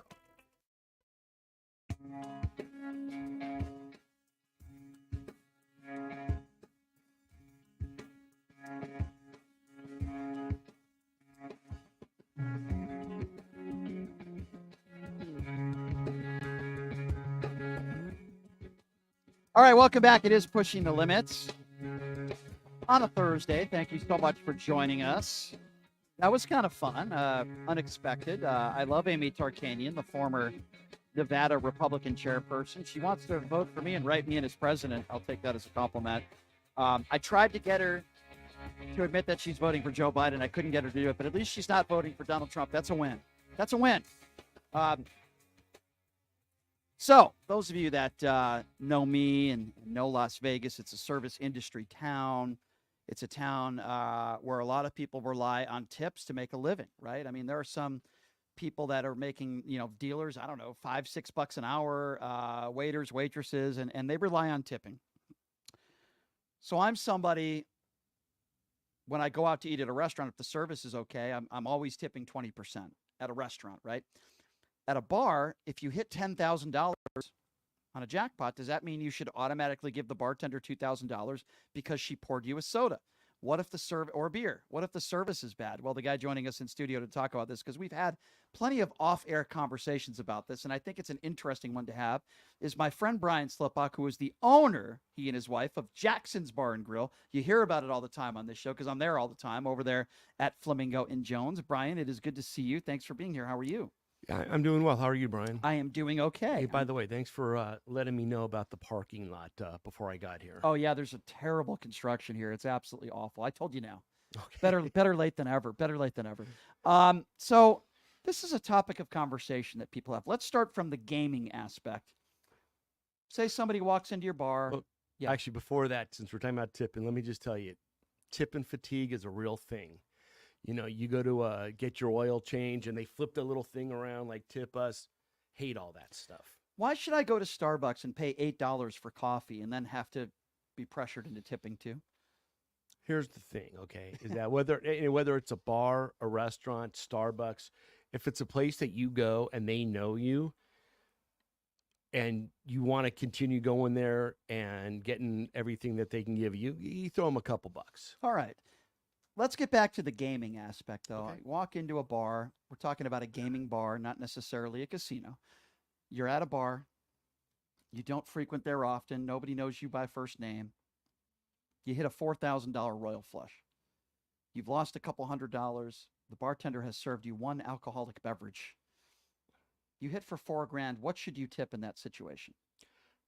Well, traditionally, what we say is 10%. Okay. However, it's something different. If you walk in, you go somewhere, you're never going to go back. You're on the other side of town, something like that. If you're in a bar that you go to regularly and they know who you are and they know your drink and they know what games you like to play, then you're going to throw them $400. And let me tell you why. You might be down. You might not even be up for the year. But by throwing them that, first of all, you're taking care of them. And bartenders have a lot of things that they can do to take care of you that most other customers won't get because of those kind of things. All right. So I think generally that makes sense. But I'm going to give you a story. I'm not going to say who hit the jackpot, but let's just say I was there. I will say that. It's a local bar in town. About 4 or 5 of us. We're gambling. We're playing the video poker machines. We're having fun. Nobody's down a lot of money, you know. And somebody hits for $16,000. Incredible, right? A royal flush. The bartender that was there, and I had never been in that bar before with my friends. I don't think any of us had been in that specific bar. Bartender was kind of rude. Took her like 20 minutes just to come over and ask us if he wanted something to drink, which is really bad. And it wasn't that busy there. That's what made it frustrating. Doesn't say hello, isn't friendly. I just got a soda, and that was it, right? Okay. So the person who hit the royal flush for $16,000 tips the bartender $600. Okay. So that's a little bit less than 10%. I don't know what that is. My math is right. Maybe somewhere around 6%. I don't know. I see this with my own eyes, Brian. I see this with my own eyes. I know the story you're talking about. Grabs the $600, doesn't say thank you, doesn't offer any more drinks or any more services as a bartender would, throws it in the bucket, no eye contact at all. That is beyond inappropriate. What would you make of that behavior? And do you think the $600 tip was a bad tip? So first of all, no, that's actually unacceptable. Okay. I don't care if you've never been there before or you go there every day. Unacceptable by the bartender. I'm curious. And the question I would ask is, I'm curious if you go back now, if that bartender is even still working there. I don't know. Exact chances are, because they wouldn't be working for me still. Right. Yeah. On something like that, honestly, they would have got 100, 200 from me, and we'd go from there. So you would have given like a low tip because they were so bad and rude. Yeah. Okay. We say 10% again is the standard. If you go there, they know who you are, you know who they are, you want that to be your place. Can I ask you something else? Yeah. Are you within the right as a customer to ask for the tip back? Ooh. It's happened. I'm going to say Really? Yeah. What happens in that situation? Yeah, say you puts tip everyone in a bad. It puts you in a bad spot. It does. No, once you give it up, you give it up. Okay. But kind of like sex. I'm sorry. Go ahead. Okay. But go ahead. But yeah, no. If you were gonna, if that bartender's still working there, I'd be surprised because it wouldn't happen on my shift. Okay, so okay, fair enough. I agree actually with everything you said there. Now I'm going to give you a personal thing that happened to me. I'm at a gaming bar here in town. I was up 100, I was down 100, I was up 100, I was down 100, I was back and forth, back and forth. I hadn't tipped the bartender yet. He's one of my friends. He's a friend of his, right? I get a soda, that's it. And as he ends his shift, I guess I think I had given him $20, right? Which I thought was pretty fair considering at the time, if I was up, it wasn't a significant amount of money. And he's sitting there at the bar while there's a new bartender, and I hear him bitching about me. I hear him complaining about me and trying to embarrass me. Now, I heard it with my own ears, right? Mm-hmm. I didn't go over to him. I didn't say anything. But I then did a radio segment about this on another show that I was doing, and he actually called into the show and lied about the situation. The truth of the matter is that when I left the bar, and this was like 2 hours later, I won around $300. I tipped the current bartender that was there when I cashed out $60, which I think is 20%.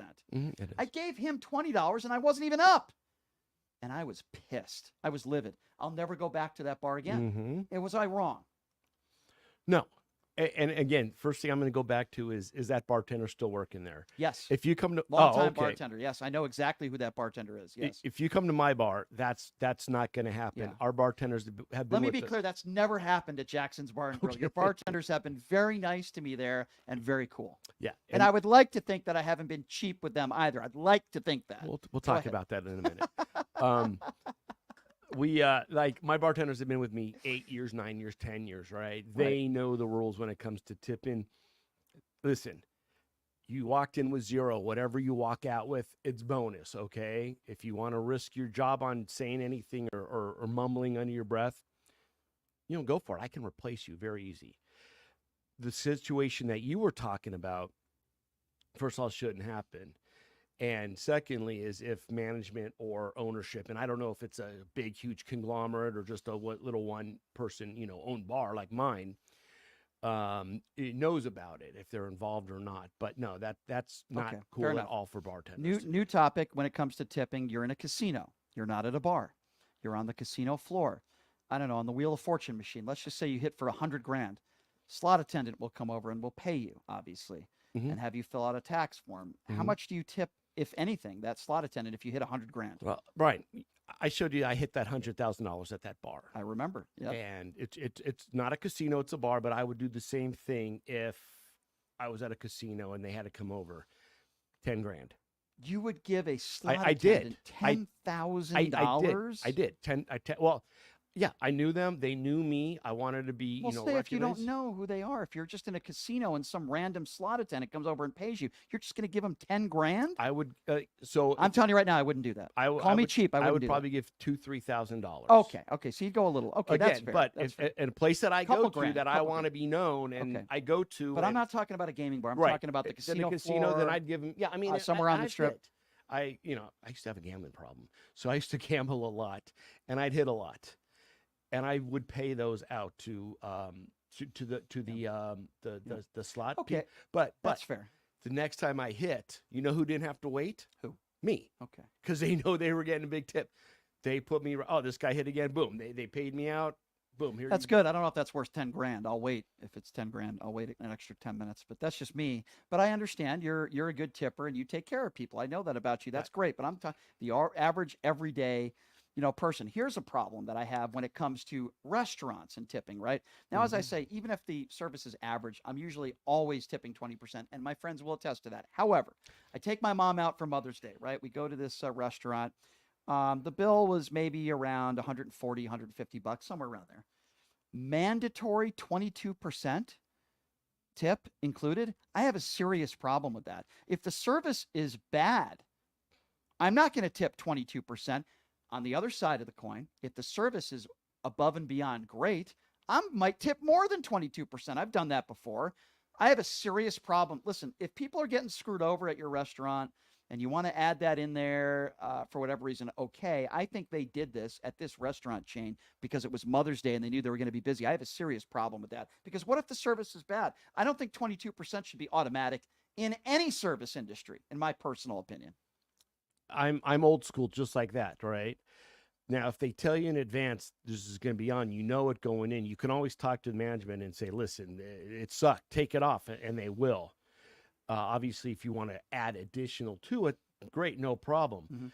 But yeah, I mean, this is the future, unfortunately. I'm still old school where the bill came, there was no junk fees on it.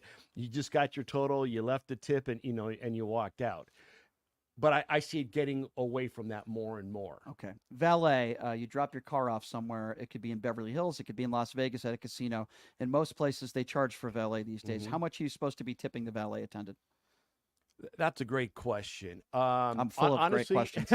Honestly, ever since they started charging for that, I haven't valeted. Oh. Okay, because I refuse to pay. So I'll go to self-parking or we'll Uber in. But if I was at a place and I had a valet and they brought my car to me, depending on what I carry in my pocket, I'd give them $5-10. Okay, that's a good tip, I think, for valet. Yeah, I mean, they'd be very happy with that. The days of $1, $2. Same thing for a bellman. Oh, I pay those guys more. How much for a bellman? Well, I get them in advance. While they're loading my stuff up, I pay them, depending on where I am, anywhere from $20 to $50. I know it's going to get to my room. They'll get up there. They'll actually lay everything out for us and not just kind of throw it in a corner. It's fantastic. Here's a story for you. For Jewish people out there might not like this story, but I was in Israel. I was a teenager. I was a smartass just like I am now.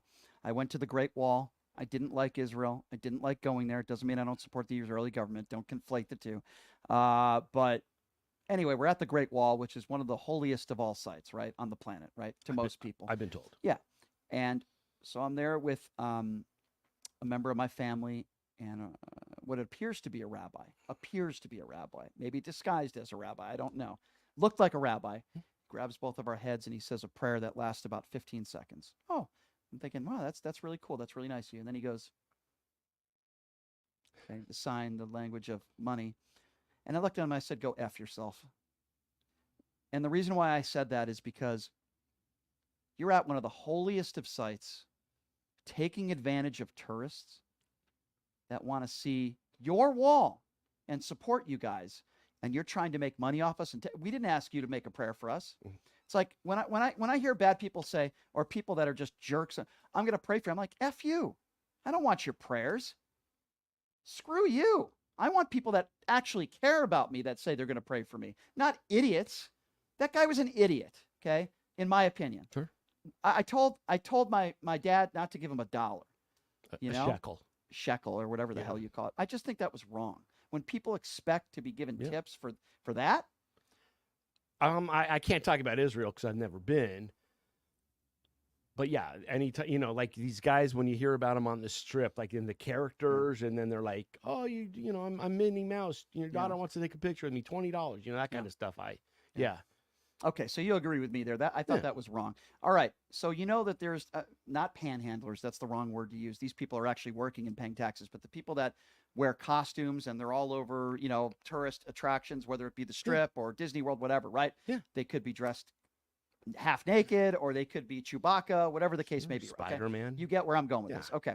So I'm with my niece, and we take a picture with, I think it was Chewbacca and a couple other, okay, I don't know. I don't even remember the character. Quick picture, took 10 seconds. Mm-hmm.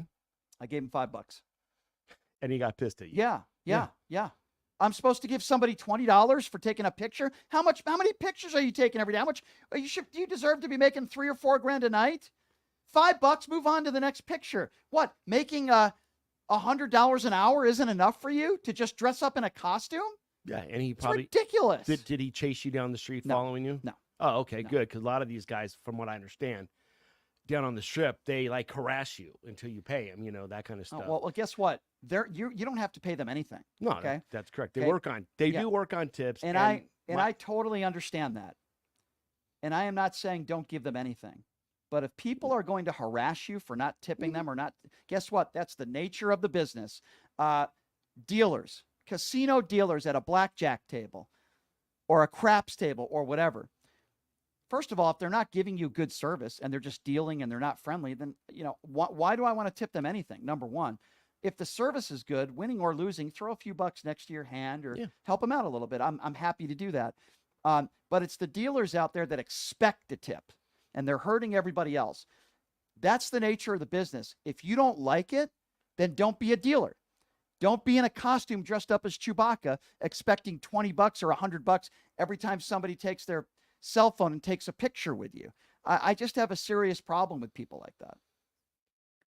I do. You don't?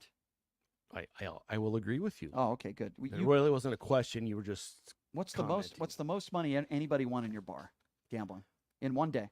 Dude, I had a guy that sat down on a machine, hit for 20 grand. Woo! Now, That's a lot.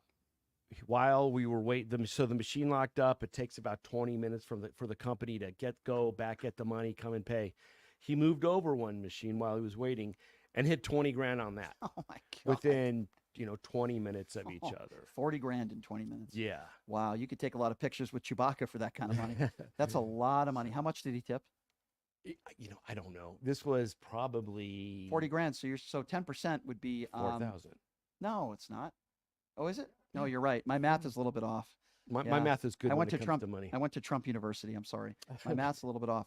I wonder how much he tipped. Wow. What's the most money anybody lost in one day in your bar? Oh, I don't know those things. Around the same number? 50, 40? I don't know. I wonder. I'm just going to say. I wonder. Not only do me personally, but all of my staff survive and make money off tips, okay?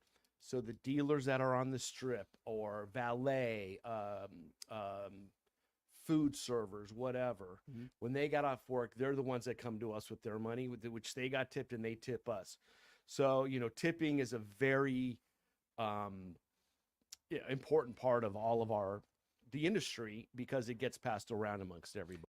Yeah. So that's I why get that. I've always been a guy that's always gone more than 25%. And also, I mean, there's times, especially since the pandemic happened, when you go to a restaurant and they're short staffed and you see the person just running around, right? They're the only one there. Others called out or they don't have enough, and they're running around, doing their best. And you see them, I'll give them more. Hey, I see what's going on.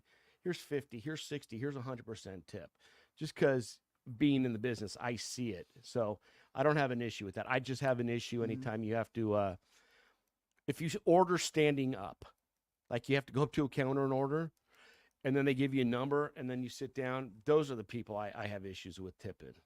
Yeah, well, just in general. And I'm a big tipper. They're not really providing much of a service there. Yeah. I will say that in your bar here locally at Jackson's Bar and Grill, you have a lot of local celebrities. I've met everybody from singers to comedians to former gangsters. I've met all sorts of Coolio, the late Coolio used to hang out in your bar. My friend Anderson Hunt, the UNLV legend, and whenever he's in town, he hits up Jackson's. Anderson, Larry Johnson with them. Yeah, all LJ, those guys. Grandmama. You have that kind of nostalgia Old school vibe. about your bar where all these people come in, and I just think that's talk a little bit about that because that's super cool. Yeah, it's really cool. I think it's cool. You get to know these. Like my first year in Vegas, I went to UNLV. Was the year 1991 when we won the national championship. So I grew up with Anderson, Larry Johnson, Greg Anthony, David Butler, Iceman, George Gervin. Stacey Ogman. He's not the Iceman. George Gervin's the Iceman. Stacey Ogman's Plastic Man. Yeah. I'm sorry, Plastic Man. Stacey Ogman. Although Iceman's a good name too, and he was a pretty good player too. Not bad. George Gervin, not a bad player. So no, so growing up back then, my first year living in Vegas, man, it was an exciting time. Now to have those guys coming back and hanging with me, was it 30 years, 40 years later, is awesome. When the comedians come in after a gig, the blackjack card counters like Anthony Curtis is a regular at Jackson's. He loves it there. Yeah, as do I. And no, it's a cool spot, man. With a lot of and who was the rock star like? An hour before his death. It was Dimebag Darrell's brother. It was yes.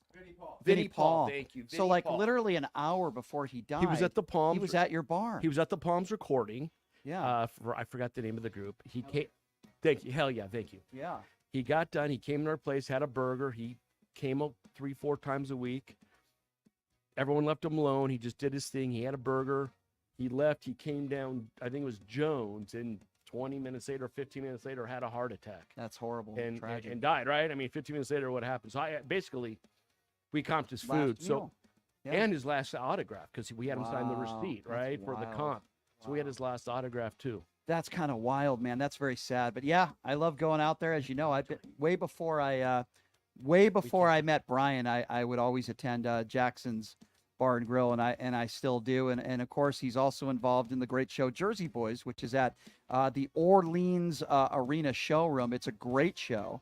And I'm going to actually be attending it for the first time on Monday. So I'm really looking forward to that. Brian, you're a great friend, and I'll definitely be hanging out at Jackson's this week. That's for sure. I know you with will. or without Chris Wynn, because sometimes he does scream in my ear.